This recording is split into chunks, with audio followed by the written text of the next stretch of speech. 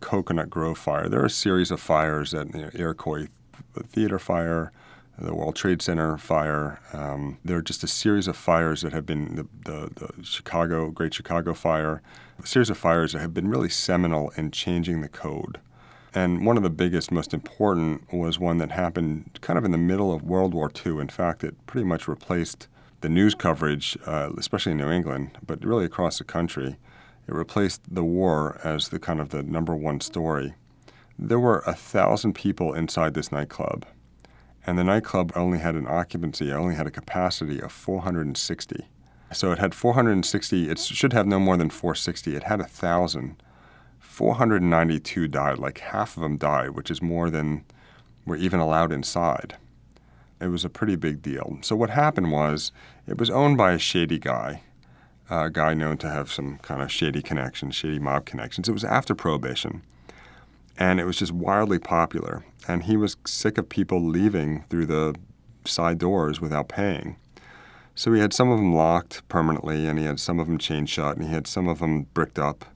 And so there weren't these kind of other escape routes that normally we see in a building like this. And because of the war, there was a shortage of Freon for the air conditioning system, so they used an alternative refrigerant that was flammable. So they had that problem going.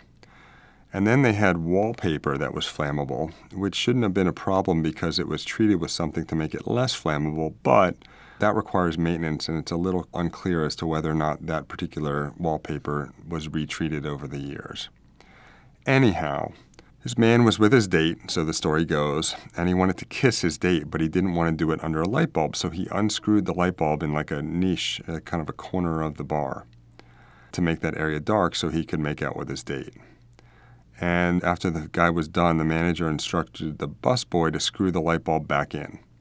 But because the light bulb was unscrewed, it was kind of dark back there. So the busboy lit a match so he could see what he was doing and screw the light bulb back in, and the wall coverings just went up like crazy. So now everyone has no place to leave, so they all run towards the exit they came in, which is kind of natural anyway. I mean, you go to an airline flight and they say, the closest exit may not be the one in front of you. So it makes, so there's often a closer exit nearby, but people will just naturally gravitate towards the one that they came in. So plus the others were shut up anyway. They were all bricked over. So everyone ran for the entrance. Now the entrance this is just a sad story because the entrance had a revolving door, but everyone pushed to the revolving door, and because it was such a stampede, the people next to the door couldn't push back. And so they were pushing both directions. So one person was on one leaf pushing clockwise, and one person was on the other leaf pushing counterclockwise, and so the door wouldn't spin either way. And all those poor people died, mostly just right pushed up against the door. So it did a whole bunch of things for the code. Mostly it makes it so it's really illegal to chain shut a fire exit. But also now revolving doors, first we required them to have regular outswing doors with panic hardware on both sides of the revolving doors. And if you've been in older cities, you've surely seen buildings with revolving doors, and then on either side of it they have regular doors. That's why. But later we started making revolving doors that were breakaway. So if there was enough pressure, like in the case of everyone panicked pushing, the doors aren't really revolving at that point. They just kind of, this part breaks away and this part breaks away, and then people can go out.